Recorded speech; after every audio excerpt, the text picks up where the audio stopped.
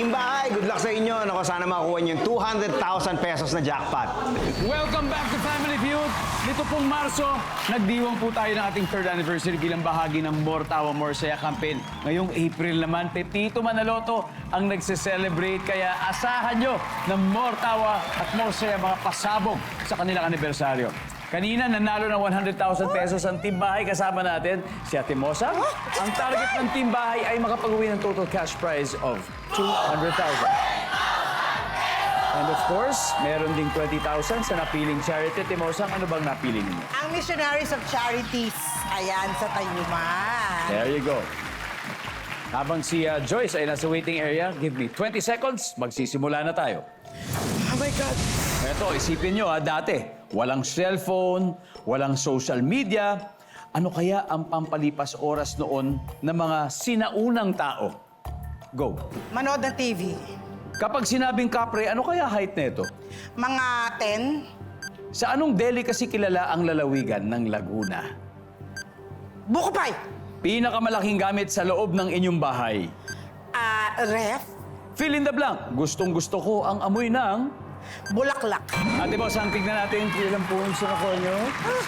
Kung walang cellphone dati, no, walang social media, ano kaya pampalipas oras ng mga sinaunang tao? Pag Yes, Ricky! sinauna, gaano kaya ka sinauna yun? Kaya nga. Manood ng TV kaya?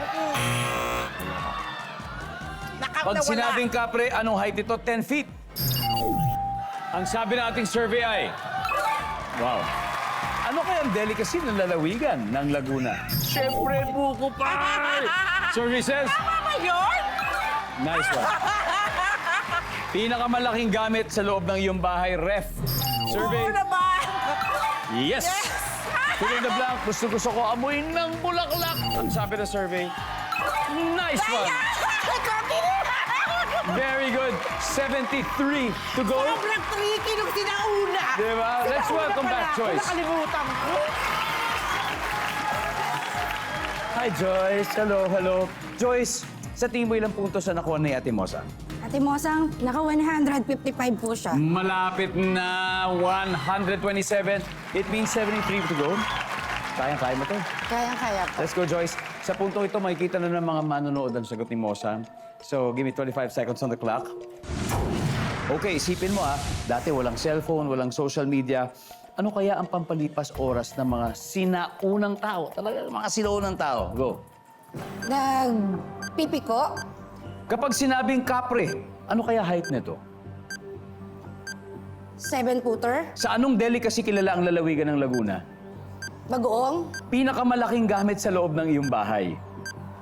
refrigerator, Bukod sa ref. washing machine, Fill in the blank. Gustong-gusto ko ang amoy ng... kabango, Let's go, Joyce! Eto walang cellphone, walang social media. Ano kaya pampalipas oras noon ng mga sinaunang tao? Piko. Ang sabi ng survey sa Piko ay... Meron, 11. Ang top answer ay... Manguha ng prutas. Yan, manguha ng prutas. Yan, sinaunang tao. Pag sinabing kapre, ano kaya height ito? Sabi mo, 7 feet. Ang sabi ng survey... Yan. 10 feet ang top answer. Sa anong delicacy kilalang lalawigan ng Laguna? Sa bagoong. Ang sabi ng survey, top answer, buko pie. Buko pie, top answer. Fill in the blank, gustong-gusto kong amoy ng pabango. Ang sabi ng survey, top answer. 16 to go. Pinakamalaking gamit sa loob ng iyong bahay. Sabi mo, washing machine. Kaya ba ng 16 points? Ang sabi ng survey ay... oh Lord God, Diyos ko Lord God. Ay! Ang top answer ay refrigerator. Number 2 is cabinet. Hindi bale, Joyce, nanalo pa rin naman kayo ng 100,000 pesos. Congratulations, Joyce. Let's welcome back Team Office. Timo? Good job, good job, good job, Panalo pa rin kayo. Kamusta experience sa Fast Money, Timo? Nanalo ko first time! Thank you! I love you, Family Feud! And we love you too. Of course, happy 15th anniversary, sir. Grabe. Thank you so much!